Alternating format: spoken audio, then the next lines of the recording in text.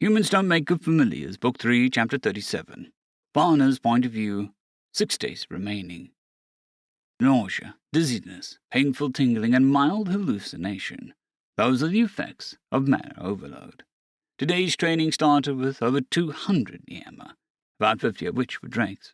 Everyone had to go through this training because when Data returned from the Aether Realm, he would be radiating it constantly, and a lot of it. This part of the training I didn't have much to do with. The instructors just used me as a battery for everyone to train in. We were all in a purple cloud of my mana. Something like half of the participants already had to be removed by others outside the cloud, because they'd fainted or became delirious. These were non-combatants who would be playing support roles in the battle, such as medics and ritual mages. Some would be on the edge of the battle, some up close, but likely all of them would be within Dager's aether emanation, and they needed to be prepared. Meanwhile, I was teaching my own class of Drakes how to use a railgun spell. Picture a magnetic force like two cones emanating from opposite ends of an atom. Each end attracts the other, but repels the poles of the same kind, north and south. Use this image to guide the ball along the path you build, I said, using similar spell to cause a small ball bearing to hover in a circle. Never before in my life I had to resist the urge to say, "Do not do, there is no try," so hard. "I'm getting it," someone said, a ball bearing moving back and forth. I looked over and saw it was 9 from my squad. He was the first to pick it up in this group. It was actually really impressive. Others asked him questions, and he helped them, which caused others to get it too. Soon a third of everyone in the class got the hang of it. Some, however, took their failure hard, like Captain Gagadas and Lieutenant Datahu, who were clearly struggling. "Move! Move, you stupid metal ball!" the captain shouted and started pecking violently at the ball, bailing for the 13th time. Lieutenant Datahu stood up close to him, intensely watching her own ball. She said nothing, but her seething made it clear to everyone around her that she wanted to be left alone. "I've never seen the captain so mad before," somebody nearby said. "Maybe he's stressed." The other Niema he was talking to replied.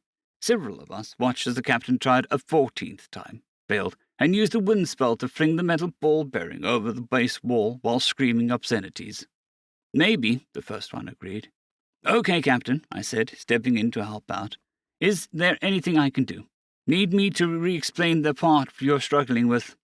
"I simply can't comprehend how a force can exist so that it both repels and attracts itself, depending on which way it is facing," he sighed. One short talk later about how electromagnetism works, but not by depending on direction, but by how electrons spin, and, he threw another ball bearing. "Want me to get 9 to explain it to you in a way he understands? He seems to get it well enough." Captain Gagadas looked over to 9, and a small crowd of others all teaching themselves to repel bearings faster and faster they travelled. I couldn't help but wonder if 9 was a prodigy when it came to magnetism. "I would rather be eaten by the dragon. Just, give me a moment. I'll do this." "Okay, well, I'll just, check in on the lieutenant." I walked over to her. I called out, "Lieutenant Datahu, do you need any help with—" She shot me a glare that told me to back away slowly and not come back. Nodding my head and walking away was the best option. "Daphne, perhaps it's enough mana resistance training today," one of the soldiers' instructors said. He seemed tired himself, and when looking over the field where the training in, I saw less than a quarter of them were left. And that quarter, all of them looked ready to kill over. "Whatever you say," I said, and caused a huge gust of wind to blow the excess mana upwards into the sky. Some Niema went with it, letting it out surprised and annoyed squawks, but they can fly, so whatever. "How's the training going on your end?" "Good. Lots of talent in this group. Most of them already have experience controlling their mana from stealth recon training, so that was a boon. What about your assault spell training?" "It's—" I looked over my shoulder and saw Captain and the Lieutenant getting ready to kill the first thing that came too close. Coming along. We've got some real talent, too. The fact that each member of the Drakes can perform such complex spells while also not mana overloading is impressive. They were training within your mana as well, yes?" "Yep." "Your chaos magic. Inversion, right?" "Also yes." "Why is it that their spells are not being inverted then? Would that not create issues with their training?" "They are, probably. But since the opposite of the North Pole is the South Pole and vice versa, it really doesn't matter. In the end, the effect remains the same." "I do not understand, but as long as things are progressing, then that is good," he said. After that, he went to check on the soldiers who'd fainted, and I went to dismiss the session of training, since it would be time for the next group to come in. Until then, though, a short break was in order. One by one, all the Drakes went to attend their various duties. I did see both Captain Gagodis and Lieutenant Datahu fill a small brown bag with balls and fly away towards the training ground. I thought about visiting my mum on my break. She was a special guest of Queen Ampera at the moment, and had been even given a room of her own in the Queen's personal bunker. Mum was loving it, of course. According to her, she'd never felt so posh and special. The Queen had her meetings constantly. Mum said they would talk about all kinds of things, mostly about Earth, sometimes about the Queen's life. Apparently, Mum reminds the Queen of the attendant that took care of her when she was young, so they got along well. Plus, Mum used to be a volunteer nurse in the Desert Storm phase of the Gulf War, which is how she met Dad when he was a soldier. So she offered suggestions on how to improve their medic treatment procedures for when fighting starts. Thinking of that made me twinge with worry. The thought that Mum got caught up in this was bad enough, but the idea that she still may choose to stay for fighting was worse. Outside the base's walls were several groups of Niema on the ground. They were drawing a magic circle the size of houses, but no one was casting a spell. That's the ritual call. The Niema who was guarding this section of the base said. "Never heard of them," I answered. Not surprised. You're that Viking familiar, right? Most Niama don't even know about them. Can't blame you for not hearing of them. "What do they do?" Anything that involves grand-scale tactical magic, or really any rituals performed by the country, they handle. "What are they doing now?" I asked. No clue. But you're some kind of big figure in this, right?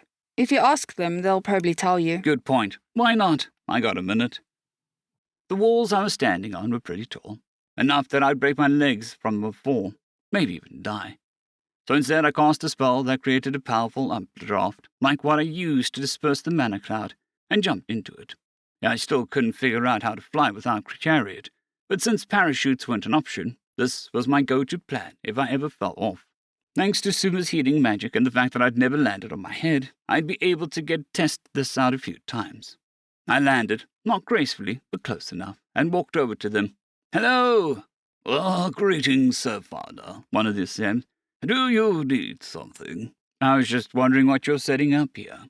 "Magic circles for battle. We need them for rituals. Much preparation must be done before they can be used. I know the plan includes ritual magic, and that you're all supposed to be the ones to deal with finishing blow, but can I ask you what you were planning to use?" "Of course, sir. Rather, it is a bit surprising that you did not already know. I've been kind of busy. Our current plan is to provide the main attacking teams with support. With the left and right circles, we will call upon the power of flames and lightning to deal as much damage to the dragon as possible. This, in combination with your team's attacks, are meant to keep the dragon on the ground. After the middle circle's ritual is complete, we'll transmute the ground and anything touching it to stone," he explained. "What if the dragon isn't touching it when the spell is done?" I asked. "We can hold the spell in place for a time. However, we will be relying on the attacking teams to force the dragon onto the ground." "Does anyone hear that?" One of the other Niema, building a circle, asked aloud. He was looking towards the base. I thanked the Niema and let them get back to work, then summoned Chariot and went to investigate the strange sound. Really, it was more of a cacophony of sounds overlapping. Once I crested over the base's walls, I saw, emerging from the other side of the horizon, a swarm of 1,000 Niemas flying together. After some mild flashbacks to the battles I'd fought in as both Zachariah at Dragon's Bay and Jake in the island of Sanku, I went into the base, somewhat confused, but some of the group Niema came out calling orders. Reinforcements from the New Lerna, Apepdon, and several local cities are arriving. In accompaniment are King Hydra and Chancellor Iron. Her Majesty Queen Ampera moves to greet them. Return to your duties, the Niema announced. The Niema that arrived were special forces from the allied nations, as well as construction specialists. I heard from others later that the bulk of their forces were left behind and would arrive as quickly as they could. But upon receiving an emergency message from the Queen about the new expected arrival date of the dragon, they all decided that speed was more important than power. As soon as they arrived, their leaders got to work where needed. Chancellor A. Iron helped organize his troops to assist in the excavation as quickly as possible. Meanwhile, King Hydra joined his troops in my railgun classes. Surprisingly, they took to it pretty well. King Hydra himself and his personal guards actually had a decent understanding of magnets already. Apparently, there is a lot of natural magnets and raw iron in their lands, so they've refined it, and are now the largest supplier of iron in the continent. Between these soldiers, Nine's help, and my own lessons with others, about 35 out of the 138 mages had so far learned the necessary steps needed to cast railgun. Most of those who did not know how yet were new arrivals, or those like Captain and the Lieutenant, who simply struggled to understand the concept. Some of the new arrivals who did learn, or already knew the individual steps, were from King Hydra's nation. But the bulk of those who could learn the spell were from the Drakes, so I took them and began a new class off to the side. Everyone else kept practicing how to use magnetism. Okay, everyone, you have all the basic steps down, so I'm just going to give a quick explanation of how the spell works and why, and then you'll all can start practicing it in the range, I said, pulling out a few more ball bearings and passing them to the new Niama. There was one good thing about the Niama. Since they were all natural mages, they only needed to perform a spell once to remember how to do it. It may not have been perfect, but according to Suma, they could remember the feeling of their mana moving and replicate it. First, you need to set a path. The length of the path determines how much power the attack has, so it should be decently long. However, bear in mind that targets move, so you may need to make adjustments along the path before you fire right off. One of the new Niama, one from New Learner, spoke up. How can we need to know why? Can't we just... Ow! Don't ask stupid questions, just shut up and listen, King Hydra said, smacking a Niama with his wing. Anyway, but if you're firing at a moving target, I'd recommend shorter paths. But if you do that, you'll need to add more magnetic pulls and pushes to get it up to speed. Remember, the power of the spell comes from speed above all else. The magnetism only acts as a means to accomplish this. I held up the ball bearing and cast railgun once to show the newbies its capabilities. The Drakes had seen me do it a few times, so they knew what to expect. Instead, they and I kept an eye on the new learner and Apodon forces. They were startled, to say the least. Only King Hydra remained unfazed. The rest squawked and flapped their wings, moving away from the thunderous crack as its ball broke the sound barrier and effectively deleted a chunk of ground where it hit. Impressive, King Hydra said, clearly excited. He was yelling, but that could have been either the genuine joy he felt at seeing the attack, or hearing damage. It moved faster than I could see, and left a crater the size of a few borogs. So far, I've had all of you apply magnetic fields to the ball to make them float. Now, I want you to create paths of rapidly switching magnetic fields to push and pull the ball along. When it is moving forward towards the new field, it needs to be pulled. The instant it passes the midline of the field, it needs to switch so that it can begin pushing the ball away. When I do it, I present the spell so that it happens with my conscious knowledge. What? A voice in the crowd said. How? Someone asked. What's going on? I asked. Founder, have you always been able to do that? Nine asked. Yes. Why? I asked hesitantly. Well, where's the magic circle you use? King Hydra asked, and looked to the ground beneath me. Magic circle? This, I asked, and lifted my sleeve, revealing the mark I'd gotten years ago when I became Suma's familiar. It was a white symbol that had burned into my arm when she named me. I'd always assumed that Deja had something to do with it, but I'd seen others like this around, but the one I have is far more complex. It never hurt, but did occasionally glow when I cast complex spells. A familiar circle? So, we all need to make magic circles before we can use the spell? Nine asked. Fine then, if that's what it takes, we'll just have to prepare them before battle. Learner warriors begin forming magic circles. I want to try this spell, King Hydra said. What's going on? I asked. This time it was Suma who answered. Setting magical effects to happen without actively doing them yourself is only possible using magic circles. But I can, I said. It must have been your familiar's mark. Otherwise it would be impossible. Even dragons cannot do such things, she said. You know, some legends say that Apep, our land's guardian dragon, even went so far as to engrave a magic circle into his own flesh to ensure that he could cast any spell he wished, no matter what, one of the new learner Niama said. So did the Dragon King, Suma said. I thought back, but couldn't remember Deja ever having a magic circle like this. But Pep and Nishim both had symbols carved into their bodies. At the time, I'd assumed that this was some kind of special mark only for certain dragons. It didn't take them long to set up a circle with all of them working together, in pairs of 3, which was as many as they could fit into the circle at a time. They tested out the spell. To my surprise, they managed it all to do it. It wasn't as powerful as the one I demonstrated, but it was very close. How, you all just learned how to make something magnetic, I whispered to myself. I looked at the circle hastily drawn in the dirt. Molten Niama stood in it, and filled the lines with rapidly flowing mana. It pulsed and surged like electricity in the lines. The Niama seemed to be in deep concentration around it. And then I felt the sensation in the back of my mind, like I'd seen this somewhere before. Then it hit me. It's a circuit board, I thought. The one on my arm more complex than this one, but still. How come you all don't use these all the time? They're too fragile for combat, but since the spell has the long range, we should be fine, King Hydra said, fluttering out of the circle, letting the next Niema take his place. Fragile? They are like far more complex runes. If you break the line on runes, the effect ends, and maybe the mana erupts from its worst. But with a magic circle, you can break the lines with little effort. But once enough of the line has been broken, all the mana inside will release it all at once, every time, he explained. After finishing talking with the mage after class, a messenger arrived and told me that someone was requesting me near our supply storage bunker, so I headed that way. It took a few minutes since I couldn't fly safely at the moment. With all the new Niema around, the sky was too full for Chariot to maneuver, and getting close to the Niema would risk sucking down to pseudo-turbines. It was funny when it happened once, but having it happen to literally hundreds of Niema, one after the other, well, it would probably be hilarious, but I'd get in trouble. So walking was the best option. The storage bunker was a busy place. Niema flew in and out of dozens of holes in the ground, and one was the only place in the base that wasn't hidden underground fully.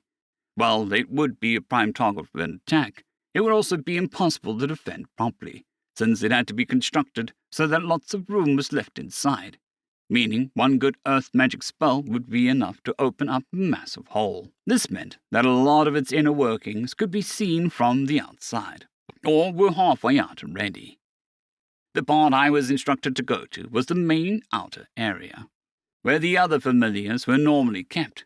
However, since there were so many new Niema, it was in the process of being converted into an extra sleeping spaces. Jake! A voice called it out. Looking around, I saw an elderly, most grey and a bit of blue in his feathers Niema flying towards me. Seal? I asked, confused. He landed on my shoulder. I finished it! He exclaimed. The axe? I asked. Wait, what are you doing here? Well, once I'd finished, I could not very well stay behind, could I? Not after the Queen put out a summons for volunteers. But look at this, Jake. It is the thing of vicious beauty. He fluttered down on my shoulder and onto the ground. He summoned the wooden box, about the size of a rubbish bin. He opened it up and used mana molding to pull free my axe, built exactly to specifications. In looks at least, it was nearly identical to the one Ambrose and I designed so long ago. It looks fantastic, I said. Then I noticed it. Runes. They were carved into the wood and metal. Wait, did you do this? No, I can't even understand them. It was the runesmith, Selakar. Selakar, is she here? Wait, when did you see her? Yes, somewhere. She received a call from the Queen and showed up just a few days before our Queen's request for volunteers was announced. Since she and I knew one another, I asked for her for some help to surprise you, he said. Oh, thank you, Seal. I appreciate it. What do the runes do? I asked. Exactly what we talked about, he beamed proudly.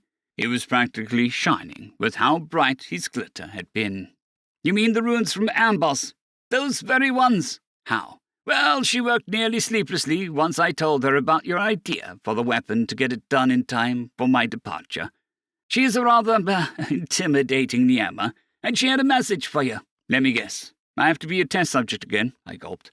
Her experiments weren't usually painful, usually being the operative word. I'd been wary of agreeing to that again after the first time. Sure, helping with her experiments was fun and interesting, but being the experiment was a different story. Among other things, yes. How did she even figure the runes out? Ambrose and I were never able to do it, and we didn't make much progress before I left. She called it a fascinating idea, and then did not emerge from her lab for 2 days. I doubt she slept. I should thank her. Do you know where she is? I asked, picking up the axe from Seal's wooden box. It was well-balanced, hefty, and wickedly sharp. It had a slight hook to the edge meant to homage the Niama's beak. It was light enough to be used in one hand, but solid enough to crush bone. Holding the ridged handle in my palm felt so nostalgic. Images of father and Bjorn flashed through my mind. They taught me how to use an axe. Maybe unloading supplies. She was called in to install mana channels on the walls of the base. She could already be doing that, he said, looking towards the walls. Either way, are you satisfied with the weapon? It's perfect, Seal. Thank you. Really. Any idea what you'll name it? Not yet, but I'll think about it. You know, Selikar told me that naming something that has runes on it makes them stronger. So this could be the strongest one yet, he said. Really? That's interesting, I said. After that, he summoned another larger box that was filled exclusively with ball bearings, gave them to me, and we said our goodbyes. He left to finish what he was doing, and I performed a quick summoning ritual on the box so that I could take it when I needed it. After that, I went looking for Selikar. I found her a bit later, using a spell to carve lines into the stone or walls around the base. Afterwards, she would fill the empty spaces with what looked like concrete, except it glowed in various colours, like a rainbow effect on oil spot. Selikar, I said, walking up. Ah, Jake, there you are. Quickly, fill up those dull jars with mana for me. My assistant is running low and I do not wish to wait for him to recover. Sure. I placed my hand on the lid and began to fill the jar. Oh, thanks for the runes, by the way. Seal said you helped to finish my axe. It was my pleasure. I have designed runes meant to heal before, but this was the first time I have ever designed one meant to prevent healing. I used some of what you told me about cells and the nature of death magic to make it work. It kills the cells as they are repaired by healing magic. And if they are not being repaired with healing magic, well... So it's an axe that uses something like rot spell? I asked. Exactly, she said casually, as if she hadn't just admitted to creating something that was very much illegal. She may have seen a lot of shock on my face if she was looking at me, but through our conversation so far, she hadn't looked away from what she was doing. I won't tell anyone if you don't, I joked. I would hope not, she said dryly. We might both be executed. Don't worry, the Queen gave me permission to use death magic. Well, that is good to know, she said. Wait, did you make this without knowing that? I asked. Correct, she said, filling a freshly cracked line of the magic concrete stuff. Why? I have more experiments I want to run, she said wryly, and for the first time looked back at me for a moment. Now, normally, I would have assumed that she was being cheeky, but I knew her well enough to know that she wasn't the case. She looked away, and a cold shiver almost ran down my spine. Changing the subject, I asked her a question I had on my mind since the class ended. Hey, do you know anything about magic circles? A bit. Why? Is there a way to make magic circles that move? For what purpose? The Special Forces are trying to learn my railgun spell, but they need circles to do it, apparently. We can make some and set them up around the portal, but according to some mages I talked to, they're fragile, I explained. Portal? She asked. Actually, never mind. The only magic circles that can move that I know of are the ones on familiars. Aside from that, you may need to consult an expert. I see. Well, I can't exactly put a bunch of familiar circles in the Special Forces members. Thanks anyway, Selikar, I said, and started walking away. Why not? She asked. I stopped walking, and she hadn't turned around, or even looked bothered by what I said. What? I asked. Why can't you put familiar circles on the Special Forces members? It works on familiars. It should work on them. End of chapter.